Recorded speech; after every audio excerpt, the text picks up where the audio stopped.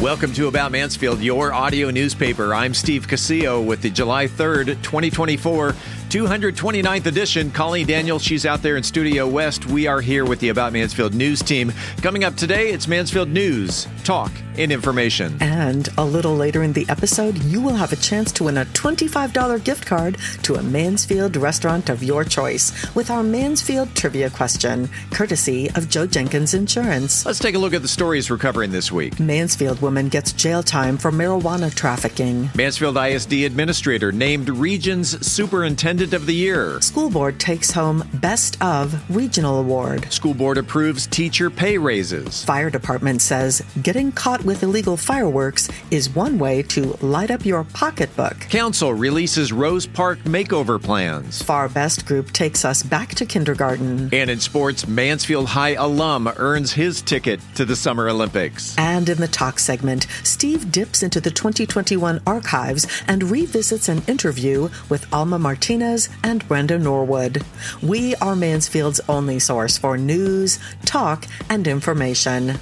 This is About Mansfield.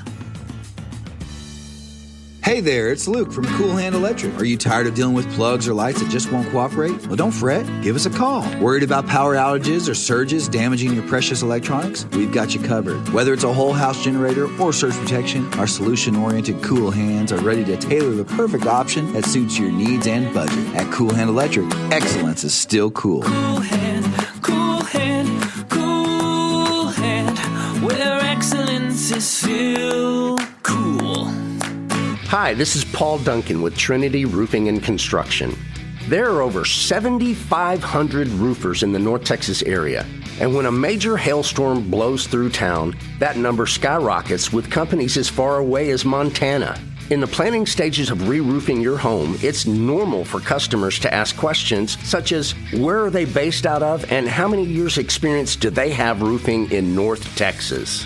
Trinity Roofing and Construction can answer each of these questions with confidence. As a family-owned, Mansfield-based business since 2011, Trinity Roofing and Construction recently received a Product Excellence Award by Owens Corning and are a Platinum Preferred Contractor with Owens Corning.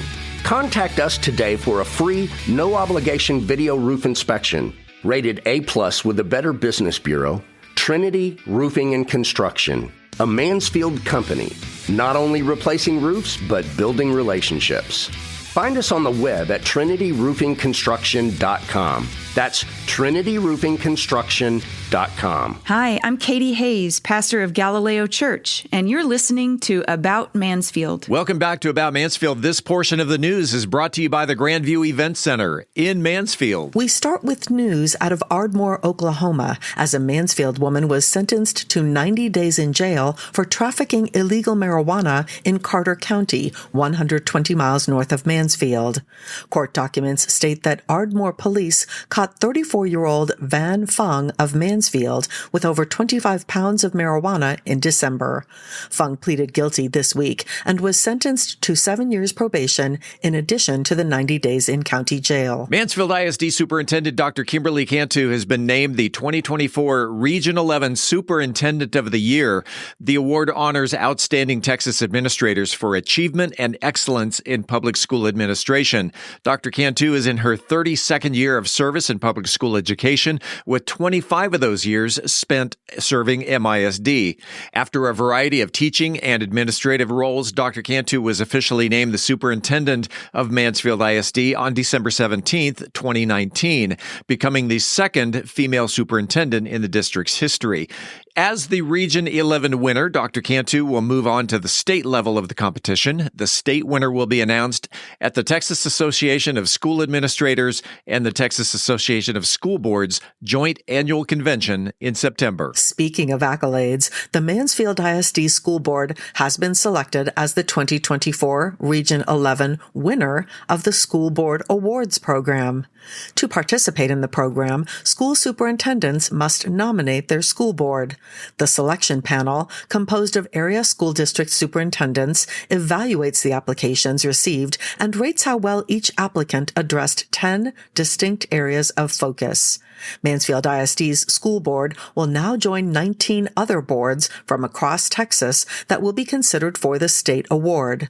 All 20 regional entries will be reviewed and narrowed down to the top 5. In the past, the Mansfield I-S-D school board has reached the top 5 only twice, in 2017 and back in 1999. The state winner will be announced in September. Also in school board news, Colleen, the board approved the 24-25 budget Tuesday night, which includes a 3% midpoint pay raise for teachers. The annual raise amounts are just over $2,000 for those with a bachelor's degree, just over $2,100 for those holding a master's degree, and almost $2,200 for those who have earned a doctorate. The approved budget also includes an increase in the district's contribution toward employee health care coverage from $250 to $350 per month to help offset the 9.5% increase in TRS active care. The U.S. Consumer Product Safety Commission states that fireworks were involved in 8 deaths and an estimated 9,700 injuries in 2023. Children younger than 15 years of age accounted for over 1/3 of those injuries. Mansfield Fire Rescue Assistant Fire Chief Jeff Smith said that, simply put, fireworks are illegal within Mansfield city limits. The International Fire Code that we have adopted says that the possession, manufacture, storage, sale, handling, and use of fireworks within the city of Mansfield is prohibited. There's a small little clause that allows for the transport through the city limits, but they cannot be opened or accessible while in the vehicle. If caught with fireworks, they can be confiscated if you are setting them off within city limits, but it's the fine that'll set you back a pretty penny. The fire marshal's office can write fines and tickets up to $2,000 for each incident where you're caught with fireworks. That's a hefty penalty for something as simple as a sparkler. Sparklers are classified as a firework and illegal within the city limits. Assistant Chief Smith added that use and misuse of fireworks can also lead to damages to personal property and grass fires that can spread out of control, and that spreads their crews pretty thin. You know, anyone who's lived here can hear them every night around the 4th of July going off. It overwhelms the first responders, definitely. If you encounter illegal fireworks within city limits, you can call the Mansfield Police non-emergency number at 817-473-0211. Last week, we mentioned on the podcast that the City Council approved up to $4 million in Rose Park Playground upgrades. We now have a better look at how some of the money will be spent. Phase 1B upgrades include a nature-themed play space, more than triple the size of the existing playground. Some of the features include a large structure with multiple towers accessible by climbing nets, stairs, rock walls, and ramps with a 32-foot tall peak and 3 spiral slides. Also, a separate space for preschoolers with climbing and slides and stepping stones and inclusive access, as well as interactive musical instruments and, of course, and more. Installation of the playground equipment will begin in the spring of next year. Part of the funding of this project comes from a federal grant that must be spent before the end of this year. While in our formative years, many of us read the Robert Fulghum bestseller, All I Really Need to Know, I Learned in Kindergarten. It's full of wonderful short stories, reflections, and parables. Local stage producer The Fleetwood Project is presenting the stage version of the book beginning this weekend at the Farr Theater. The heartwarming stage play weaves together and highlights the profound wisdom found in everyday life and simple childhood lessons. All I Really Need to Know, I Learned in Kindergarten runs July 5th and 6th, and again July 12th through the 14th at the Farr Theater. A Mansfield High alum is headed to Paris next month. We'll talk about it because sports is next. Are you ready to create unforgettable memories? Picture this: an enchanting event venue nestled amidst breathtaking landscapes with panoramic views right here in Mansfield. The Grandview Event Center is the perfect setting to bring your vision to life. From intimate gatherings to large-scale extravaganzas, the Grandview has flexible spaces to accommodate any occasion, be it a graduation or school function, art exhibition, or birthday or anniversary party. Book your next unforgettable experience at thegrandviewmansfield.com. That's thegrandviewmansfield.com. The Grandview Event Center, where memories are made and dreams become reality. Book your event today. I'm Philip Washington, Chief Investment Officer of Stonehill Wealth Management and host of the Wealth Building Made Simple podcast. First book I read in college was Rich Dad, Poor Dad, and it changed my life. And since then, I've read tons and tons of books on money. And what I've done is taken those lessons, simplified them, and I talk about those lessons on my podcast, Wealth Building Made Simple. So come hang out with us. We're on every major platform, Apple Podcasts, Spotify, and on YouTube, Wealth Building Made Simple. At Methodist Mansfield Medical Center, we've been caring for our home team for over 15 years. Today, you'll find award-winning physicians on the medical staff, advanced neurosurgery, a level 3 trauma center, critical care for newborns, and comprehensive orthopedic care. Methodist Mansfield, delivering the care our friends, neighbors, and home team depend on. That's community, and why so many people trust Methodist. In sports, last week we told you of a Lake Ridge grad that is headed to the Summer Olympics in Paris. Well, guess what? Mansfield I-S-D has produced yet another Olympian. This time, it's Mansfield High 2014 alum Joseph Brown. Brown will be representing Team USA in the men's discus after a dramatic final throw, closing the day in third place at the Olympic trials Saturday night. Brown was in 8th place going into his 6th and final attempt, but launched a throw of 65.79 meters. That's over 215 feet, which earned him the final spot on the U.S. Olympic team. Brown's final toss was just 4/100ths of an inch ahead of the 4th place finisher. We will be keeping track of both Lake Ridge alum Jasmine Moore in the women's triple jump and Mansfield Tiger grad Joseph Brown in the men's discus at this month's Summer Olympics. If you have a comment about the show, the news, whatever's on your mind locally, the good, the bad, the ugly, you can reach us by voicemail at 817-435-2938. Again, that voicemail, 817-435-2938. Coming up after the break, we turn the page to the features section. Today, we're exploring a topic that touches so many lives, Alzheimer's disease. I'm Angel Biasatti, and we'll be talking about it next in Methodist Mansfield News to Know. Do fireworks play into your decision when considering purchasing a home? I'm Angela Hornburg, and we'll talk about it in the Mansfield Real Estate Update. In this week's Cocktail of the Week, I'll be talking about a cocktail that imagine if a mermaid and a pina colada had a love child. We are Mansfield's only source for news, talk, and information.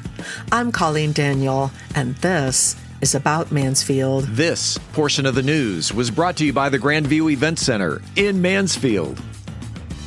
Hey there, it's Luke from Cool Hand Electric. Are you tired of dealing with plugs or lights that just won't cooperate? Well, don't fret. Give us a call. Worried about power outages or surges damaging your precious electronics? We've got you covered. Whether it's a whole house generator or surge protection, our solution-oriented Cool Hands are ready to tailor the perfect option that suits your needs and budget. At Cool Hand Electric, excellence is still cool. Cool hand, cool hand, cool hand, where excellence is still cool. Hey, it's Steve Casillo, and are you ready to make your voice heard? Want to bring out your ideas to life through captivating conversations and engaging visuals? Look no further than Podcast Mansfield Recording Studio, your one-stop destination for award-winning audio and video podcast recording. Equipped with cutting-edge microphones, crystal clear audio recording, and high-definition cameras, we're here to turn your ideas into engrossing content. But it's not just about the equipment. We're dedicated to bringing out the best in your content. Whether you're a seasoned pro or just starting out, we're here to elevate your podcasting game. We'll even help you with intro music, transitions, voiceover, and that professional polish that sets your podcast apart. So whether you're into interviews, storytelling, or simply sharing your expertise, Podcast Mansfield can help bring your podcasting dreams to life. Visit podcastmansfield.com. Podcast Mansfield, where creating your podcast masterpiece has never been easier. Congratulations to Carol Cooper, who knew that Johnson County contains more City of Mansfield real estate than Ellis County. According to Google Maps, approximately 12.6 square miles of Mansfield lie within Johnson County. Ellis County claims only 2 square miles. When we come back, this week's trivia question. This is about Mansfield. Hi, this is Joe Jenkins with Joe Jenkins Farmers Insurance, specializing in auto, home, commercial, and life insurance. I was born and raised here in Mansfield, Texas. We're active in the community, and Mansfield's a town we really care about.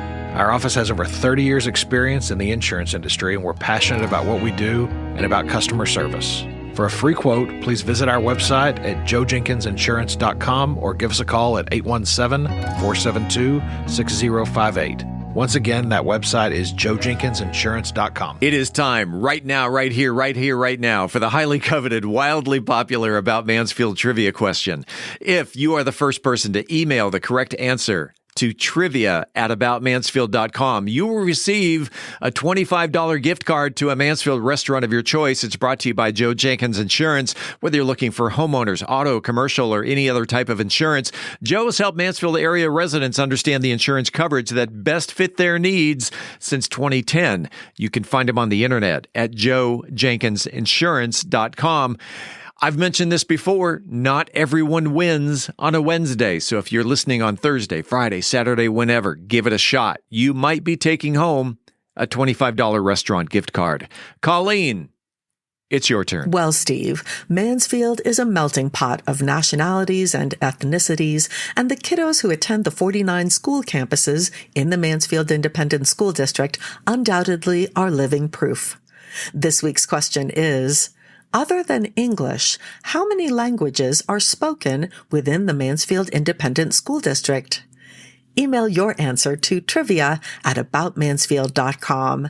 Again, excluding English, how many languages are spoken within Mansfield I-S-D?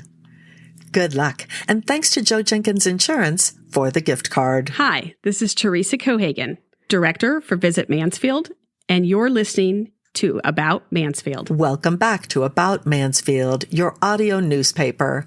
Let's open up the features section. It is the first episode of July. That means we bring in Tim Roberts, the tourism manager for the city of Mansfield, with the cultural arts calendar. And Tim, before we get into the calendar itself, let's talk about the ad campaign that you've got going on right now. Yeah, basically our arts calendar, the way we kind of look at our seasons, it's different from a lot of places. We actually kind of see our season starting in July as we go into summer and into the next school year.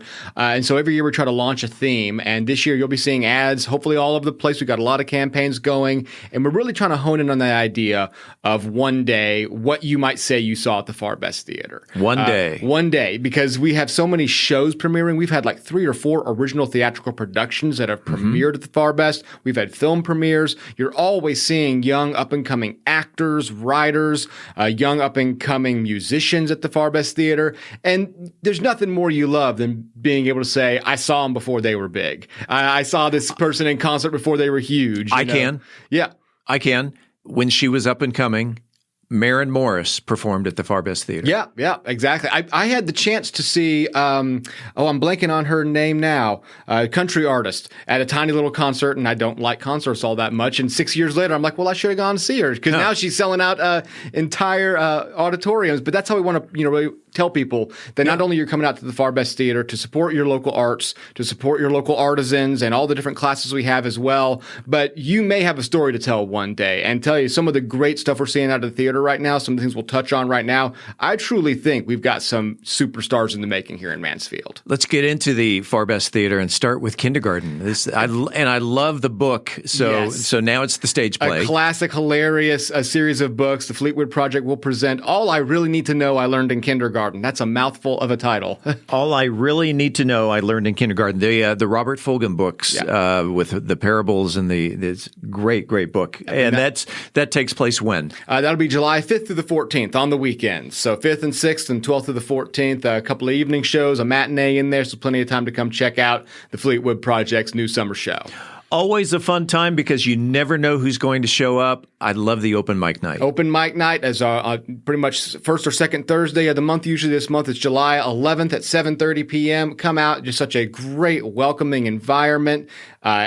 You can't be embarrassed on that stage. You can do whatever you want. You'll have peer support. Or again, you can go out and check out who's up and coming, who's finally getting brave enough to get on that stage, and you can be the one supporting them. So it's just a great time to come together really as a community. This is such a community building event, the kind of things you really need more of. Tell me about, because my wife is the artist in the family, so she knows how to sketch, but what is pocket sketching? Brand new class that we're offering starting this month, July 16th at 10 a.m. That's a Thursday morning.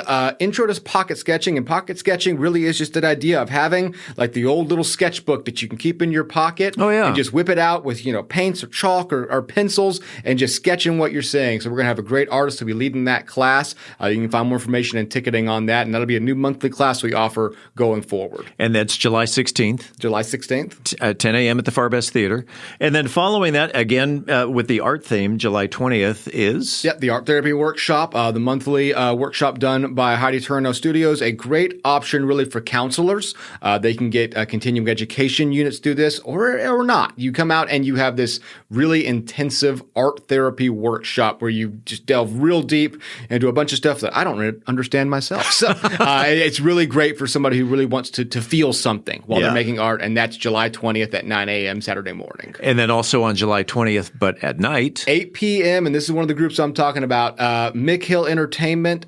Small Town Outsiders was a TV show they shot and produced entirely here in Mansfield. It's now been picked up by Tubi. It's on the Roku channel. And thanks to all the support, they are officially launching a season 2. And so this is going to be their Enter Oakwood interactive fundraiser. Oh, nice. They're going to have puzzles. They're going to have all sorts of great interactive moments. So that'll be that Saturday night. You can go get tickets and really help them get season 2 off the ground. Again, season 1 was just outstanding. Again, big enough now that it's on multiple streaming platforms. A little independent film crew right here in Mansfield producing great stuff. So we want to do everything we can to support them, get that going bigger and better than ever. And Michael Hill will be a guest here on the podcast within the next few weeks. Perfect. I mean, could not ask for better timing. And he's a really, really smart director. Just has an eye for everything. Let's talk about magic. Will Baffle, he's back. It's his second engagement of his 3 shows over the summer. Sunday afternoon, July 21st at 3 p.m.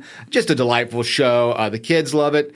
But it's not cheap party clown magic. This is good, high-quality magic that the parents will be able to enjoy. The kids will die laughing. It's a spectacular show, so come check that out. Again, nice, easy Sunday afternoon in July. What else are you going to do but sit inside some air conditioning and watch some magic? July 21st, 3 p.m., Will Baffle's Show of Wonders. And then let's close this out. We're heading now into the first week in August. First week in August, and people need to go ahead and register for this now. Opal William King, the poetic storyteller. We've had him out at Music Alley before. He's had some events at the Farr Best. Critically acclaimed storyteller. He's actually our Artist of the Month right now, so you can go to Mansfield Commission for the Arts Facebook page and check out the feature on him. But he is having his Page to Stage storytelling camp, August 5th through the 9th. The kids will come in. He will teach them how to read a story and then tell that story in any way they can, through song, through dance, through drawing, through telling it interpretively, to just speaking it out loud. It's an amazing confidence builder, and it's heading right back into the school year. So that's that last camp opportunity for you to enroll your kid in. So again, go ahead and get out there, get your kid into that if you feel like they need that extra boost, or if they already have the passion for that kind of thing. It's going to be a great time, and he's just such a rich storyteller himself that he there's no one else you want to learn for. But yeah. That is the cultural arts calendar. That is tourism manager Tim Roberts. And Tim, looks like a great lineup for July.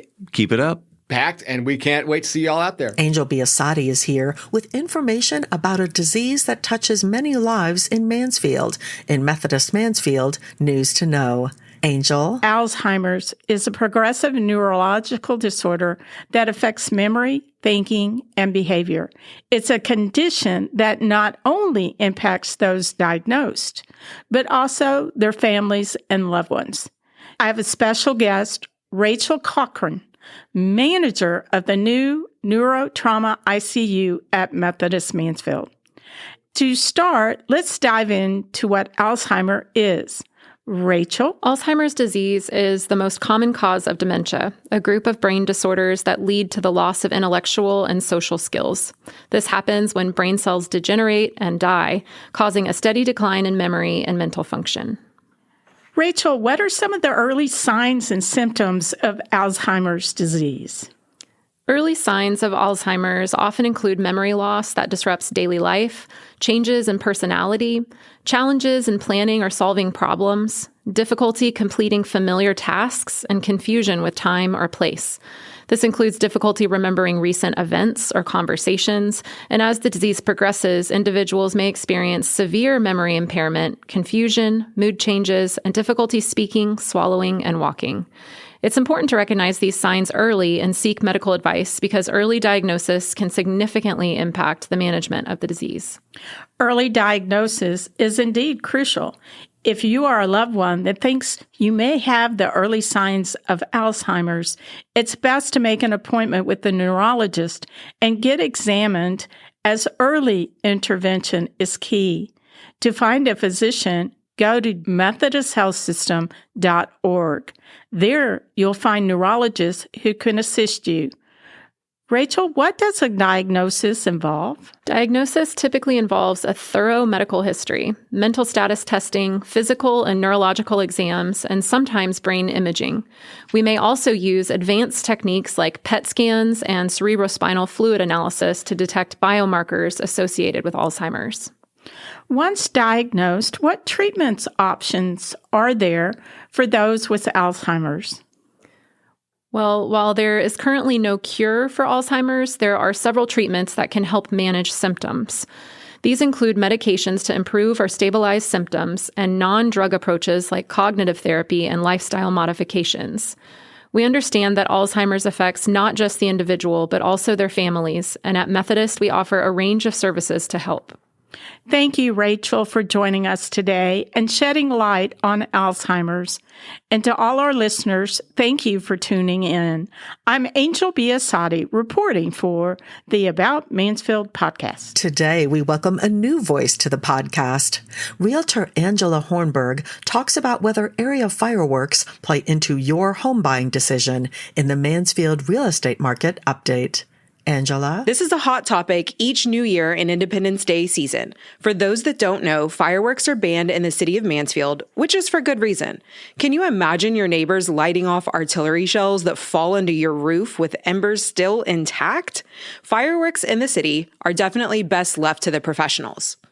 The allure of living outside the city to have a larger lot or some acreage is a dream many people have for the peacefulness and serenity that the idea holds. And most nights, it really is peaceful listening to the bullfrogs, crickets, and donkeys at night. Around the firework holidays, though, it's a very different story. Firework stands often open the week before the actual holiday, which means for the week leading up to the holiday, you're going to hear loud fireworks almost every night, which can catch new homeowners off guard. I actually have some clients that put on quite the fireworks show for years and years, which made it a tradition that everyone nearby looked forward to. When new neighbors built their dream home on the acreage next door, the tradition quickly ended as they didn't realize until after the first year that all of the artillery shells and debris from the large fireworks were landing on their neighbor's new $65,000 roof all night. They felt so bad and were up early helping to clean up, and that ended their tradition of an epic fireworks show. Fireworks displays and the ability to do them at your own free will in the county is something most folks don't take into consideration until after they move and it becomes a reality. The draw for a lot of people to move out of the city is the lack of city requirements for their own use, but oftentimes people don't take into account that it also means everyone there is also free from the city requirements, and not all people have the same use of common sense judgment. Another thing to consider for pets is that the local pet hotels all book up really far in advance, as many homeowners book their dogs there ahead of the fireworks season to keep them from the harsh sounds that fireworks create. It is definitely something to consider and definitely something to plan for when you're considering a move outside of city limits. Reporting for the About Mansfield podcast, I'm Angela Hornburg with One West Real Estate. Shaken or stirred, you know it's going to be good as Brian Certain takes you to the islands in the cocktail of the week. Brian? This week's cocktail of the week is the Blue Hawaiian. During the month of July, I'm excited to share with you the unique world of cruise ship cocktails. These delicious, delightful concoctions are more than just drinks. They're liquid souvenirs of unforgettable vacation. So what makes a cocktail truly worthy of being called a cruise ship cocktail? Let's dive in. Number one, it needs to have a tropical flair. First and foremost, cruise ship cocktails often embody the essence of a tropical getaway. They frequently feature ingredients like coconut, pineapple, and mango, and they transport you to sun-soaked beaches with every sip. Second, vibrant colors. These drinks are a feast for the eyes as much as the palate. Think electric blues, sunset oranges, or lush greens that mirror the stunning ocean views and exotic destinations. 3, creative presentations. Cruise ship bartenders go above and beyond with garnishes and glassware, from cocktails served in coconuts to drinks adorned with elaborate fruit carvings. Presentation, as always, is key. 4, it's a blend of familiar and yet exotic. The best cruise ship cocktails often combine familiar flavors with a twist of the exotic, appealing to a wide range of tastes while still offering something new. And lastly, evocative names. These drinks often sport names that evoke the spirit of travel and adventure, like the Cucumber Cooler or the Sea Breeze Martini. But what makes a cruise ship cocktail unique? Well, it's always going to be the regional influences. Many cruise ship cocktails incorporate local ingredients or spirits from various ports of call, offering a taste of destinations visited. All-day appeal. These cocktails are often crafted to be enjoyable at any time, from a refreshing poolside sipper to an elegant pre-dinner aperitif. Balanced sweetness. While often fruity, the best cruise ship cocktails balance sweetness with other flavors to avoid being cloying, especially in the heat. Next, layered complexity. Despite their often bright and fun appearance, many of these cocktails boast a surprising depth of flavor. And then lastly, a shareable experience. Many cruise ship cocktails are designed to be shareable and encourage a social atmosphere on board. As a bartender, crafting these drinks is much more than about mixing liquors. It's about creating memories. Each cocktail should transport the drinker to a state of vacation bliss, whether they're lounging by the pool or watching the sunset from the deck. So what makes a cruise ship cocktail truly unique is its ability to encapsulate the cruise experience in a glass. The flavors, the sights, the sense of adventure and relaxation. It's a drinkable postcard, a taste of vacation that lingers long after the ship has docked. Today with you, I'm sharing the tropical delight that is the Blue Hawaiian. This is a vibrant, azure-hued drink that is the epitome of a cruise ship cocktail. It'll help transport you to a sun-drenched beach with just one sip. The Blue Hawaiian was born in 1957 at the Hilton Hawaiian Village in Waikiki, Hawaii.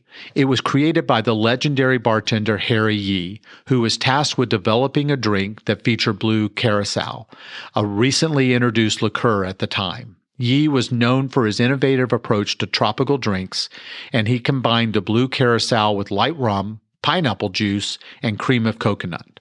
The result was a stunning blue cocktail that captures the essence of Hawaii's clear blue skies and ocean waters. The drink quickly became a hit, not just in Hawaii, but across to mainland U.S. as well. Its popularity soared during the tiki culture boom of the 1950s and the 1960s, cementing its place in the pantheon of classic tropical cocktails. But as always, don't worry about taking notes as I'm giving out the ingredients and instructions because I'll always be posting them on bourbongospel.com. The Blue Hawaiian, a little taste of paradise. What do you need? You need an ounce of light rum. You need an ounce of blue curacao. You need 2 ounces of pineapple juice and 1 ounce of cream of coconut. You'll need ice, and you'll need pineapple wedges and a maraschino cherry. Yes, you heard me say a maraschino cherry, not our beloved Lizardo cherries, because that just doesn't cut it for this cocktail. How do you make the beautiful drink? Fill a hurricane glass or a tall glass with ice. In a shaker, combine the light rum, blue curacao, pineapple juice, cream of coconut. Add ice to the shaker, put the top on, and shake vigorously for about 10 to 15 seconds. Strain the mixture into the prepared glass and garnish with the pineapple wedge and the maraschino cherry. The Blue Hawaiian represents the fun, relaxation, and slightly indulgent nature of a cruise vacation. It's a drink that says, I'm on holiday, with every colorful sip. So whether you're actually on a cruise ship or just dreaming of one, the Blue Hawaii offers a perfect taste of tropical paradise. Its rich history, vibrant appearance, and delightful flavor profile makes it more than just a cocktail. It's a vacation experience in a glass. So the next time you want to bring home a touch of your cruise ship magic to your day, shake up a Blue Hawaiian and let your taste buds set sail for adventure. As always, I'm open to hear your take and your input. You can reach me at brian@bourbongospel.com. And until next week, as Mark Twain said, too much of anything is bad, but too much whiskey is barely enough.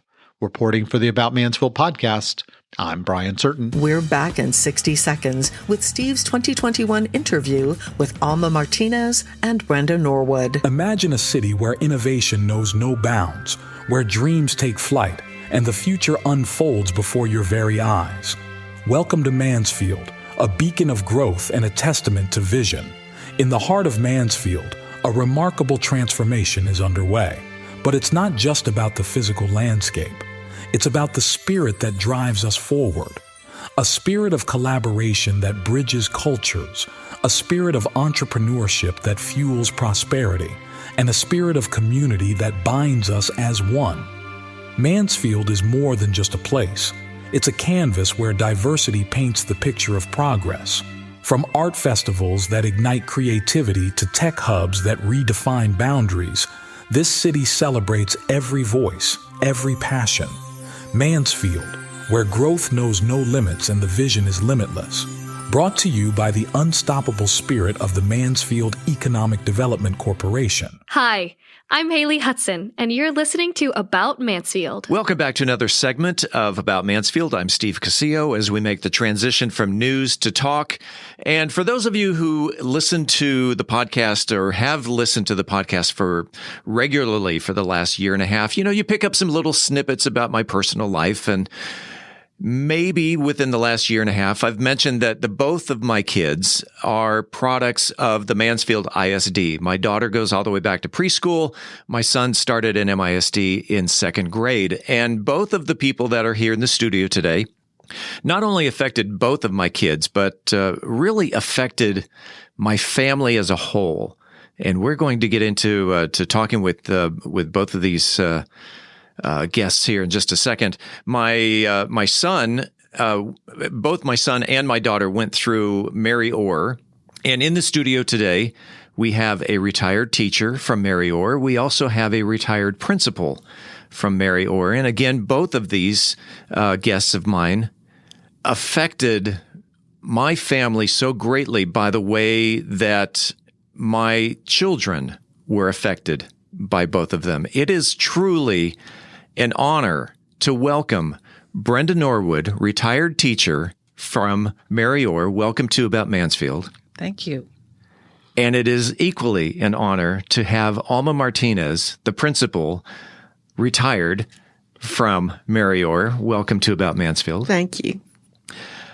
I got to first start off, I'm a little bit in awe because the two of you now have schools named after you.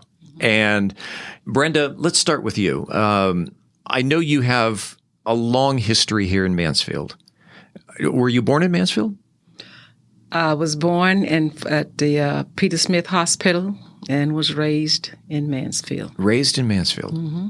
Talk about, I know that this has been mentioned many, many times, your school, this is back in Mansfield when the schools were segregated. Oh, yes. You talked about the days of having to walk to school. You couldn't ride the bus. Mm-mm. Tell me about the history of education growing up here in Mansfield. Well, here in Mansfield, as you said, it was segregated. And we did not have bus service. And from first grade all the way up to 8th grade. We went to a school, what they would call the colored school. Miss Thelma Jones was one of the teachers, and there was Mrs. The two of the sisters. They would drive from Fort Worth. One would work at Mansfield, Miss Wilson, and her sister went to Corsicana. She would drive on to Corsicana. And then we had our music teacher who came from Dallas, Texas. Mm-hmm. And and our principal at the time was Mr. Chapman. And but as I said, we walked to school every day. And how far of a walk was that? That was from on Broad Street, where the hill. When you first come down on Broad Street, coming down the hill, it was about a half a mile. Half a mile. Mm-hmm. Okay. About a half a mile every day. Mm-hmm. You mentioned some of the teachers. Thelma Jones. She lived here in Mansfield. Has a school named after her. Yes, she does. She was a generational teacher. She taught my mother. Wow. And she taught many people here in Mansfield. And she also taught me as well, and my sister and my brother. Mm-hmm. You graduated from Mansfield High. Yes. And at what point did you feel that you wanted to become a teacher? At the point, it all kind of just, Mr.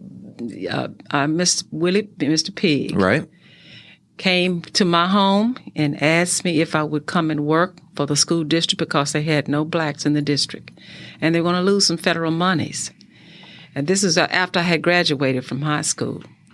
And I said yes. As a teacher, he wanted me to come in as a teacher's aide, and that's what I did. And, at the time, I really wasn't interested, but you never know what God has in store for you. That's right. He places you where you need to be. So as my time would go on in the school district, I fell in love with it. And you taught for how long? After I got out of high school, that was in 1966 when I graduated, and I started work at Mansfield Mansfield School District in 1967 as a teacher's aide. And that went on from, I went from that school, I went to several different schools at the time. And, I said several. Mansfield didn't have but 3 schools at the time when I started. There's a few more now. Oh, my goodness, yes. But that's basically when it all started. It was just a beautiful experience. I enjoyed what I did. I loved the children. And this was what God meant for me to do. Well, we're going to go back here in time just a little bit. We'll talk about your career, but I'm going to switch over to the other side of the table here. Alma, I know that you're not originally from Mansfield because I listened to your speech the other day. Refresh my memory. It was either San Antonio or Houston area. San Antonio. San Antonio. And you only had one job interview. Coming to Mansfield? Yes, one. And Mr. Worley called me and he said, "You're getting the job because you teach Sunday school class." I don't know if you can say that now. Sure. And so let's take you back in time when little Alma, where'd you go to school? Were you a good student? Well, let's go back to where we went to school. Okay. I was born in Harlingen, Texas. At that time, my dad was a teacher. And he was asked to, after a couple of years, he was asked to move to Sinton, Texas to start the church work. So he went to Sinton, Texas, and that's where I went till the 8th grade there in Sinton, Texas. And it was a fine place to be. And then he was sent to Weslaco, Texas, down in the valley, and as a preacher. And that's where I saw total difference in education and how students were divided, Hispanic kids and the white students, because there was a railroad track and everyone was one side and the other side, and we weren't used to that. So that was a difference back then. So there was a little bit of segregation even where you came from. Yes. And you mentioned in your speech the other day that at the dedication, you're one of 7 children. Yes.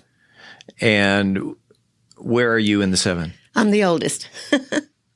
So by the time the 7th came around, were you the caretaker of your? Well, the tradition back then was with my parents, the oldest taught the youngest, the next, and you took care of everything. And everyone respected the oldest. So yes, I took care of all of them when the mother and dad were out, and yeah, and the next sibling was saying, "Well, I'm older than you, so you have to listen to me," and so forth.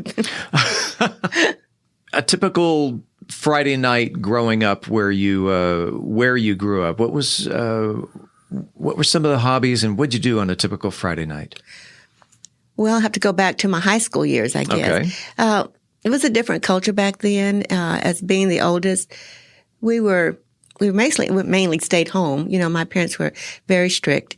And so a typical Friday would probably be home with mother in the kitchen and cooking and eating and just listening to music. My dad would love classical music, and so that's where I got my love. And we would listen to that. And at the same time, he would tell us about life. And this was at Weslaco, because then we moved to Brownsville, and that's where he began teaching us life skills. So a typical Friday night would be being with the family.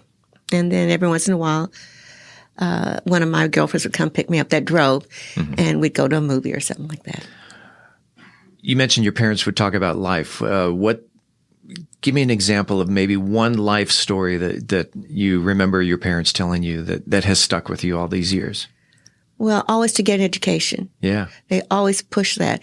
And the first thing is they taught us English first. And he regrets that later. He regretted it. But he taught us English first. And so when we moved to Weslaco, Texas, it was all Spanish and Hispanics. And it was a different culture for me back then, even because we lived in the Corpus Christi area, Sinton, Texas.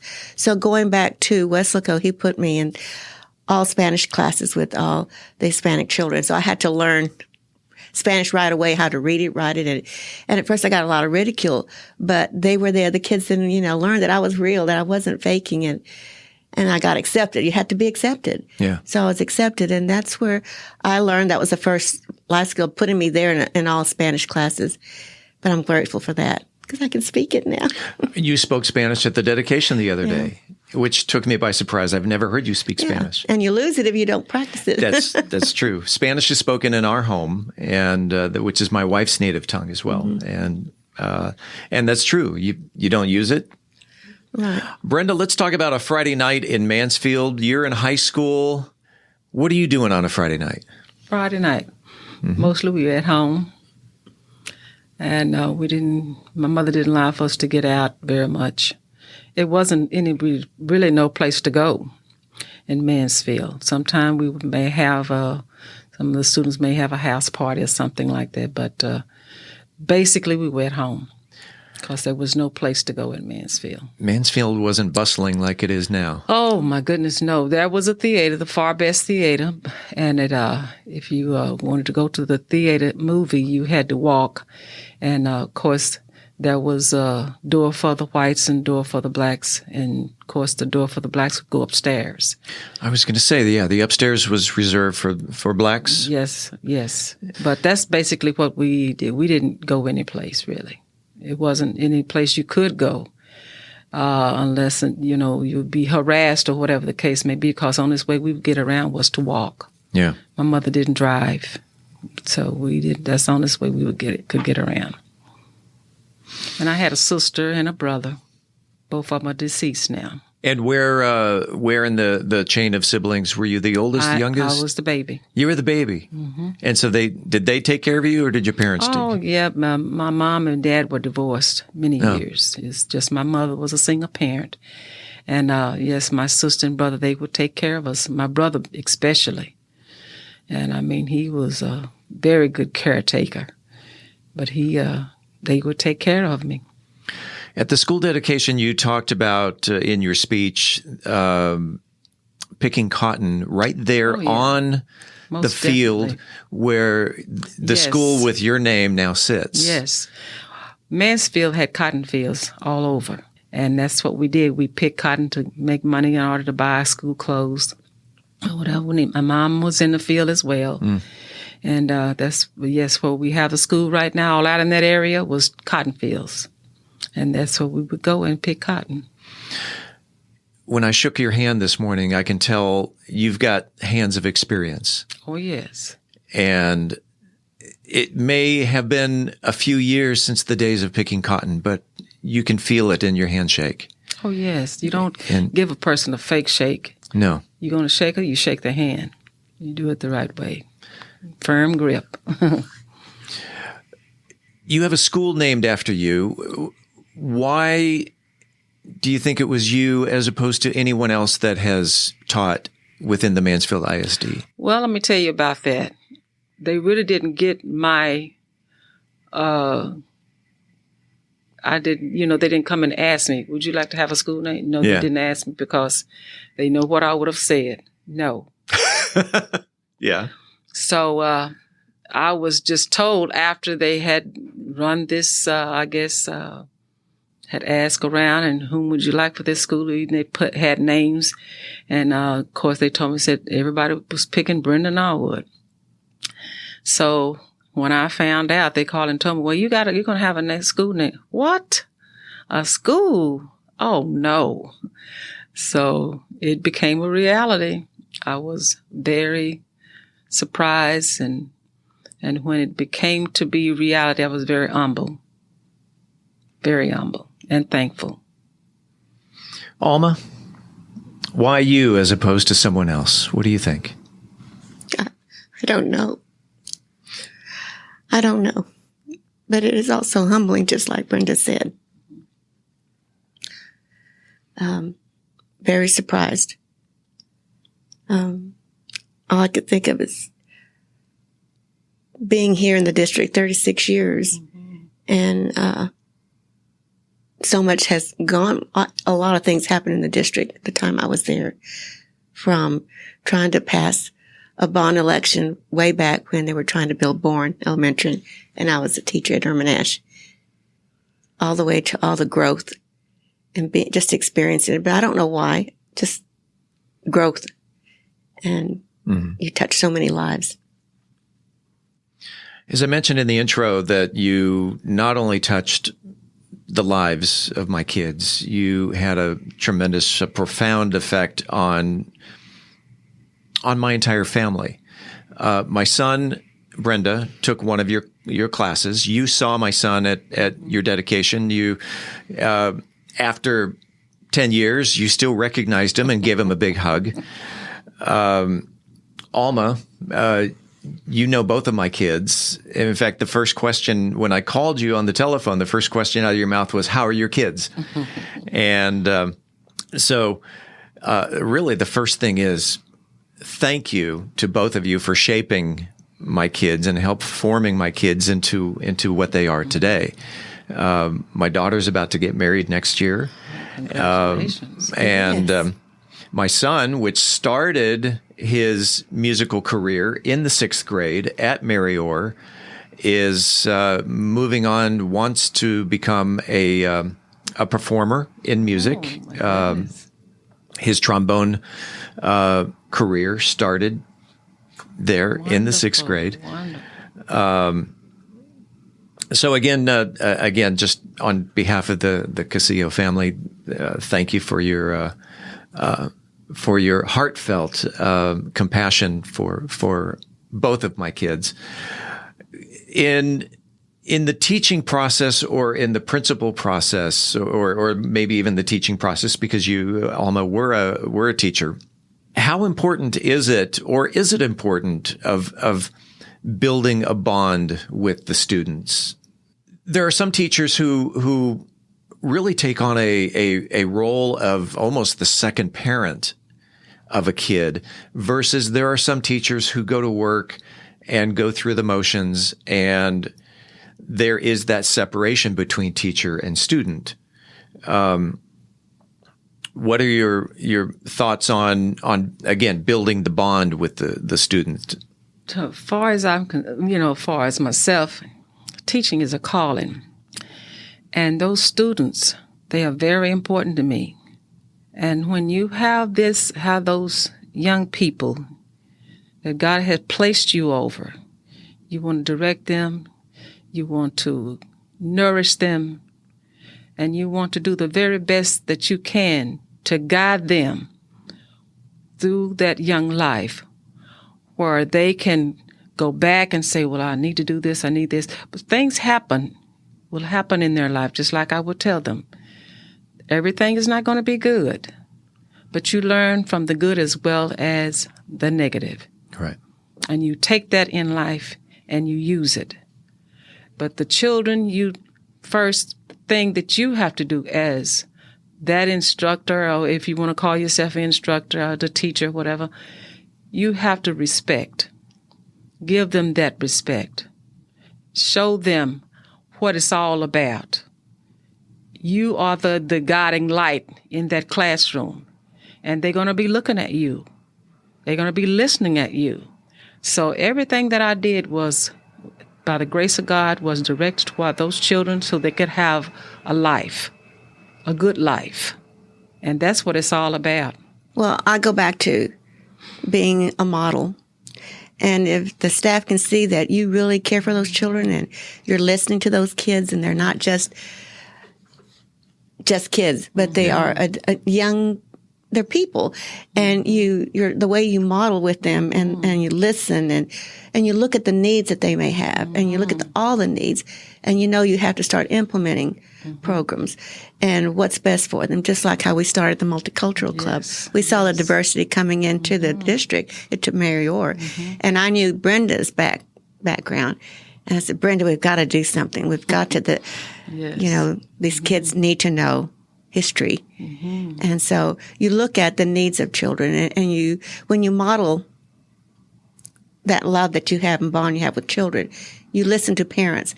Parents, that's their treasure, those kids. So they have no choice. Those are their kids. Right. Yeah. So listening to parents and their needs and their wants and some of the things that you're trying to implement, why it's working, it's not working, and then trying to listen to the faculty also, working together, collaborating, everyone working together and collaborating. That's a key of meeting the needs of kids. And then how you treat the faculty.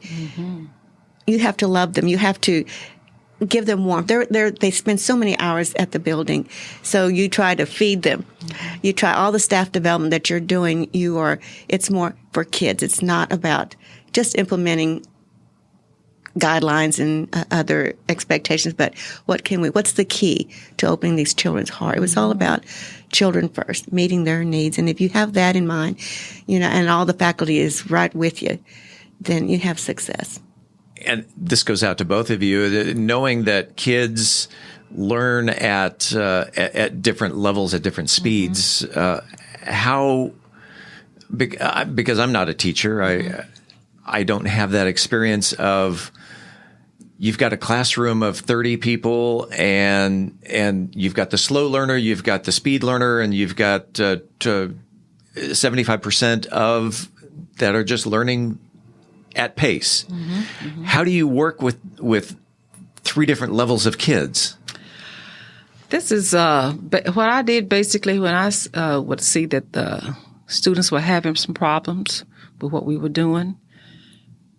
I would take my lunchtime. You come eat lunch with me, and we're going to go over this. And I want you to get in a good understanding. It didn't matter if it was 2, 3, 4, 5, or what, but that's what I would do. We would, I would take my lunchtime, and we would stay in the classroom, and I would work with those students. To me, that shows you care. Oh, most definitely. And to them, it showed that I cared as well. You cared. You brought the people. You could have gone to Chick-fil-A. Well, maybe not Chick-fil-A back then, but you could have gone out to lunch with all the other teachers, but you chose to spend your time with the students. Yeah, that's basically what I did. And to this day, I had the students that I work with and was there for them. They still keep in touch with me to this day. They are married and have children, but we still keep in touch. Because you have to, this is a life that you are working with. and you want to do the very best. And my thing was, God has placed me here. I'm not going to disappoint him. You're right. I'm going to work with that student. Alma? What was the question? Working with three different levels of kids, and it probably even goes beyond three. If I recall, didn't you worked in special ed? Yes. Well, back then, I was doing resource, and Miss Gideon asked me to do an inclusive program where I was going back into the classroom with these children. Because it was easy just to work with the teachers would say, here, you work with them. Mm-hmm. And so when Miss Gideon talked to Judy Miller and Judy Miller asked me, I said, okay. Well, it was very difficult to go into the classroom when the expectations were quite different. So you have to figure out ways first to get an okay from the classroom teacher. And so what I did, I'd say, you're going to be observed. So how can I help you with your lesson plan so that you can meet all the expectations of the person when they come in? Would you do that? I said, yes. So working with the classroom teacher and making her be successful in that observation with those children, and then modeling again how to teach those special children, because there's just a lot of, you have to just know the tools to do that. Kind of opened the door for me to come into the classroom and model. And we all need modeling. And I needed staff development on how to model, how to teach. So just a lot of staff development and knowing. And a teacher has a lot of tools in order to meet each need, and collaboration and working in groups and getting a stronger person with a weaker student, working together and using other help, using substitute teachers and using people from the community that wanted to come and help. So there's a lot of ways that you can meet the needs of these children. I don't recall you being, over the years, now, intermediate school being 2 years, 5th and 6th grade. My son was there for 2 years. My daughter was there for 2 years. So over the 4 years, I never really saw you as the disciplinarian. Every kid that I saw on campus adored you. Mm-hmm. Why is that? My guess is you had other people that worked for you on staff that were the disciplinarians, but I'm going to let you answer that question. Why, when the kids are promoted from 6th to 7th grade, they have left with a tremendous admiration for Alma Martinez. Why do you think that is? I loved them. Mm-hmm. I love every student. And I just love children. And just listening to them again, when they'd come into my office for a discipline, just listening to what happened. Give me your side. And then they would listen. I think just giving a listening ear to children really does help, even with adults. So listening to them in the office when I would talk to them. And then and I would say what the expectations were and how they disappointed their parents and they disappointed us. And every time we went on a field trip, I always say, remember who you represent. Because remember, you're the best kids in this whole district. And I didn't care if there were other intermediate schools. I told them we were the tops all the time. So just doing that again, right, Brenda? Just talking to the kids. And Mrs. Martinez was very patient. Mm-hmm. And I mean, anytime I would go to her, she was always just very patient and just tell me what I needed to do or whatever the case was. But I can remember this one day that she had came to me and she said, I really wish you could teach multicultural exploratory. Mm-hmm. I knew nothing about it. But when she said it, okay, we'll see what we can do. And from that point on, it was nothing but success because she supported me 100% in what I was trying to do with those students. And it was beautiful. We had some good times with that. Yes, indeed. And then it became a club. Yes. Yeah. Very patient, Miss Martinez. What did you do with that club? Oh, my goodness. That was just beautiful. We learned how to step, steppers, and they would just go just everywhere, step. And we would also have it in my lesson plans. We would always, when we have other students that were of other cultures, bring your food. We had a day where we would bring in foods. and they would try different foods from different cultures, just to learn to appreciate others, from where they who they are, where they come from. But when it all boiled down to it, we're all people. We're all people. God we're made all us humans. all. Yes, God made us all. Yeah, I like one that. is no better than the other. That's right. And I mean, that's just the way we looked at it. Right. How long did the two of you work together? Oh, golly. I was there before Miss Martinez got there at the Mirior.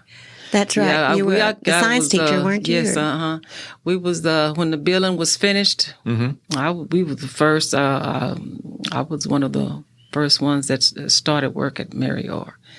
And then Miss Martinez came on. Oh, wow.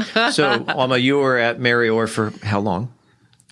Oh, it seems like ages. However long Mirior's been there, that's how long. Yeah, we opened up the school, the building, but what I call the old Mirior, that's where Miss Shepherd was at. Oh, yes. Before they built the one out here. So being there, I had told I was a diagnostician back in the days, and I worked with Donna back at Worley. And I said to her, if you ever need an assistant principal, I would love to be your assistant principal. Again, because she mentored, and I loved the way she interacted with other teachers. And so when she had that position, she said, I can't say you'll get it, but you can come and interview. Boy, I was at camp as a counselor at that time, and I came running back and interviewed, and I'm so glad I got that position. Yes. And then, Me too. Then we opened up the new Mirior where there was so many crickets do you remember all the crickets that year? We invaded their space and saw the crickets that came into the building. It was amazing. So, Brenda, you've worked under several principals over the years then. Oh, yes. Miss Shepherd, I tell you what, she invades my mind right to this day. Just a beautiful, beautiful, beautiful human being.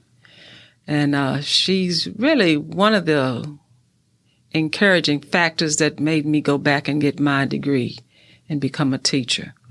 Because she told me, said, when you finish, you got a job. Donna Shepherd. Yes, indeed.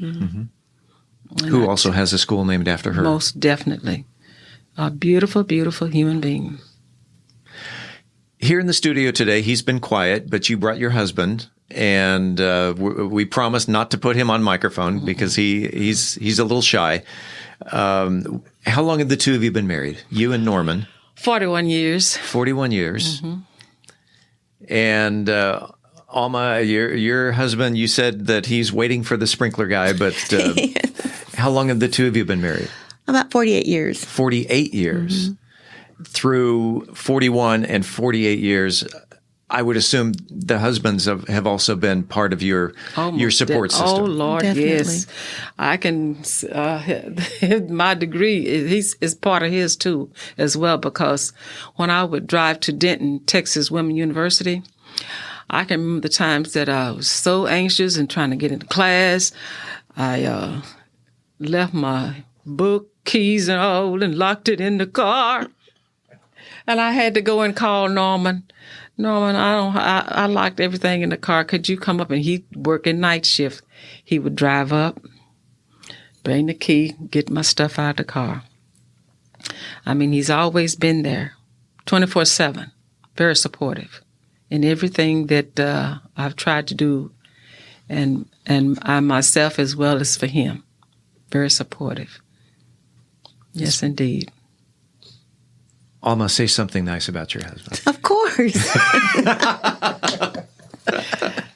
Richard. What can I say about him? Being an administrator, I would work more dealing with children during the day and walking those hallways. Do you remember my click, click, click down the hallway? Going to the classroom. I didn't have time to do all my other work that was required for me until after everybody left. And I would stay after hours and hours, and he'd come pick up the kids and he'd feed them. And he was their mom when I was at work for so many hours after school. And that's what he kept telling me. You would deal with other children and work with them during the day, and then you would do your work at night. And so he was my support.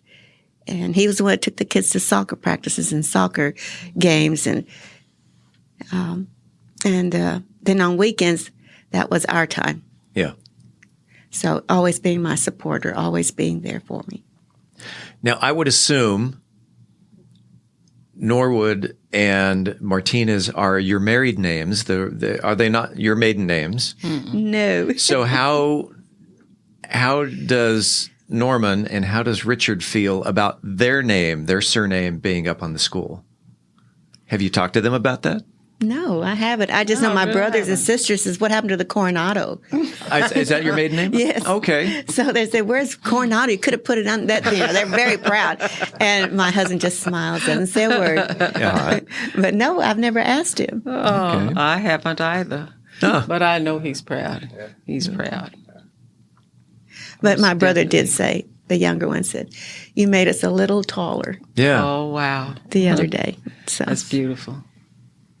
And you mentioned in your speech that you're not tall at all. No. Oh, that's right. You remembered. I remember you said it was something like, I don't have superhuman powers. I'm not an eloquent speaker. I'm not overly, I'm not.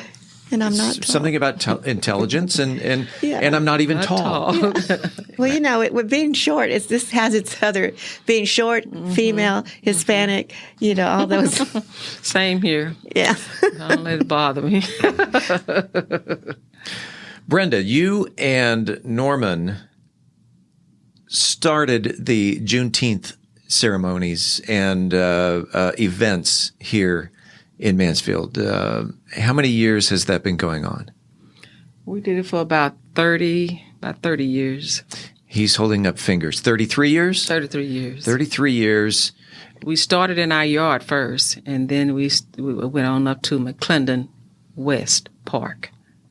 That event has grown tremendously over the years. Oh, yeah. And we, let's see, the first year that we didn't do it was in 2019. 2020. We didn't do it, but they went right on with it. They had it at the Performing Arts Center. Mm-hmm. That's where they had it this year. And Norman and I, we've done it all these years. So I handed over the reins, the torch and the rings or whatever to this young lady. I said, we will be there for you to help you out. But yes, it's time. It comes a time when you have to hand it over. Brenda, I remember when you would seek items for your garage sale. Yes. And we'd all gather things for her for her garage sale so she could afford to buy the food. And I remember those days. Had a garage sale so we could buy the things we needed for the Juneteenth. So it was just a beautiful occasion. Yeah. Beautiful. Nothing, you didn't buy anything. Everything was free. 33 years, and it just like any type of event that goes on year after year, it grows and it grows. Yes, it grows. To the point where you could no longer manage it, then you handed it off. You handed it off to the school district or to the city? No, it was a young lady. I think she probably worked for the city. No, she don't work for the city. She worked along with the city. Okay. To establish this past year, and it was beautiful. They had different vendors there, mm-hmm. and of course they charge you for whatever they had. Oh, sure. But it was nice. We had speakers. We had people to come in and speak. We had the mayor of Mansfield would come out, mm-hmm. and he would speak as well. You mentioned the mayor would speak. Is Michael Evans your pastor? Yes, he is. And now he's the mayor? Yes, and then the mayor before... David Cook? Mayor Cook, mm-hmm. he would come out. Mm-hmm. Your thoughts on Michael Evans? Your thoughts on the fact that your pastor is now the mayor? Oh, it's beautiful. Reverend Evans came to Mansfield when he was quite young. Yes, at 26. He was quite young when he came to Bethlehem for the mm-hmm. first time. And right to this day, I said, now you remember, I know when you first came here, you're just a kid. You're still a kid to me. But Reverend Evans is a beautiful person. I mean, when you see him today, that's who he is. He doesn't Absolutely. put in. He's just he's a very genuine person. I'm glad he's your pastor. And Oh yes. He came to Bethlehem when Bethlehem Church was right there next to the park. That's what Bethlehem Baptist Church used to be. And that's grown too over the years. Well, I mean, right now is the Bethlehem is where the old colored school is. McClendon West Park is right next door where that house is in there. That's where Bethlehem Baptist Church was. As time would go on, the church was torn down. What happened was, and we integrated, so the school was no longer in use, so Bethlehem Baptist Church was offered that building. And that's where we had church in the old colored school. Wow. But Reverend Evans came to Bethlehem while it was still standing right next door to McClendon West. You learn something new every day. Yes. Was Willie Brown the principal then at that Willie school? Brown, yes, he was the principal after they integrated. At the time when Mr. Willie Brown was principal there, the schools, but that's when we integrated schools, and all the black teachers that was there at the color school did not have jobs. They lost their jobs because Mansfield did not hire black teachers. I remember the music teacher. Didn't she come at Erminash? She Do you remember her? Yes, Now that's a different music teacher. Oh. Let's move up to 2021. The new elementary school, the new intermediate school, and not to forget or overlook Charlene McKenzie Oh yes. Middle School, the late Charlene McKenzie. Let's start with the elementary school. The elementary schools around town have a mascot of either a bird or a feline. The cats, the tigers, the eagles. How did the bees get chosen for Brenda Norwood Elementary? Because of my name, and everybody called me B. Everyone called you B. That's what they call me right now. My grandkids, B. So when they discovered that, they said, "Oh, let's do a mascot. Let's do a bumblebee, a bee." I said, "Okay, fine with me." And is it the home of the? It's not the buzzing bees, the busy bees. Busy bees. The busy bees. Okay. Now, again, when you get from elementary into intermediate school, you've got the tigers and the lions and the eagles and the navigators. Yes. Yeah. Now, how did that? Did you choose that? You chose the navigators. Yes. And so, is there another alliterate word that goes with the home of the nagging? The mighty navigators. Okay, no, so it's not Martinez navigators. It's well. See, I saw kids coming in now with the STEM program and the fine arts that they're starting their careers. Yeah. And they're going their way and they're navigating their ways now, much younger now. And so I thought, well, they're navigators. So I saw someone with the wheel and a person navigating. But as the committee went on, so we've got to have something in there. So I guess it's a bird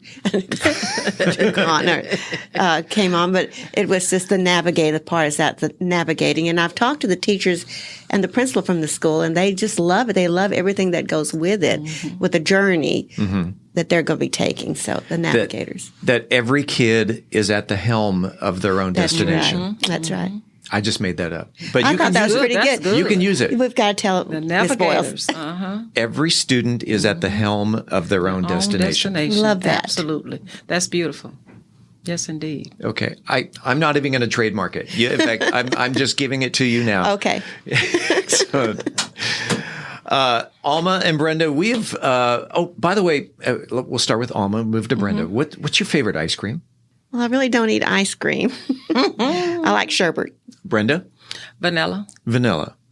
Any toppings on it? Sprinkles? Maybe a little Hershey's chocolate? Nothing? Plain old vanilla. Plain old vanilla. We have reached that point of the interview where our listeners really get to know on a personal, deep level Alma Martinez and Brenda Norwood. It's called the lightning round. And because there are two of you, we're going to bounce back and forth. It's a very simple exercise of this or that. And so if you are ready, we will proceed. Again, Alma, you'll be first, and we'll go every other one back and forth. So Alma, night or day? Day. Brenda, laundry or dishes? Laundry. Online shopping or in-store? In-store. Iced tea or hot coffee? Iced tea. International vacation or domestic? International. Cat or dog? Cat. Bacon or sausage? Bacon. Couch or recliner? Recliner. Life of the party or wallflower? Wallflower. Train or plane? Neither. Neither? Train. Are you not a traveler? No, not. Well, yeah, I'm a traveler, but I don't travel by either. We always go use. My husband drives. And speaking of the train, did you happen to catch Big Boy last? Yeah, we saw it. Sunday? Yes, we saw it. Yeah. Did you? No. No? Yeah, we got to see it. Alma Martinez, Brenda Norwood. Again, I got to tell you, when leading up to this interview, I'm actually in a state of awe that we literally have two educational legends in the studio today. And I've enjoyed... A legend. You are... No legend. Really? You just do what you do. Absolutely. But you did it so well, you've been honored. Thank you. I appreciate that. And I sure appreciate your time on being here on About Mansfield. Can I say one thing? Yes, you may. You know, as I said earlier, we have these honors and all of that, which is beautiful. But none of this would be possible if the people that has been a part of my life, Miss Martinez, my husband, and all the folks that's been in my life has got me to where I need to be. That's what that's all. I cannot take all that credit. I'm so thankful that I had those people in my life. Alma, any parting words? As I said in my speech, it's all about people. Mm-hmm.